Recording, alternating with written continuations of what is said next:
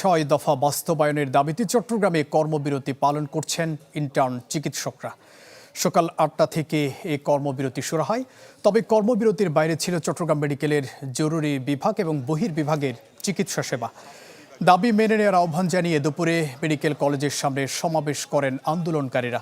এ সময় তারা স্বাস্থ্য ও পরিবার কল্যাণ মন্ত্রণালয়ের আদেশ প্রত্যাহার, বিসিএসের চিকিৎসকদের জন্য বয়সসীমা 34 করা এবং পরীক্ষার ফি কমানো সহ 6 দফা দাবি তুলে ধরেন। দাবি না মানলে আরও কঠোর কর্মসূচির হুঁশিয়ারি দেন ইন্টার্ন চিকিৎসকরা।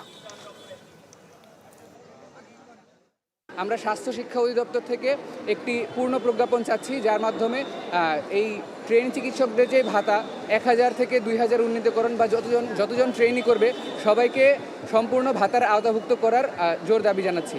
এবং দ্বিতীয় যেই দাবিটা ছিল 2025 সালের যে স্বাস্থ্য সুরক্ষা আইন বাস্তবায়ন করার কথা, সেটা আজ পর্যন্ত বাস্তবায়ন হয়নি, যার কারণে দেখা যায় যে বর্তমানে সারা দেশে বিভিন্ন জায়গায় ডাক্তার সমাজ নির্যাতিত হচ্ছে এবং পরবর্তীতে কোনো বিচার পাচ্ছে না। এবং এই বিচারহীনতার কারণে ডাক্তাররা নিজ কর্মস্থলে আমরা নিজেদেরকে নিরাপদ মনে করছি না।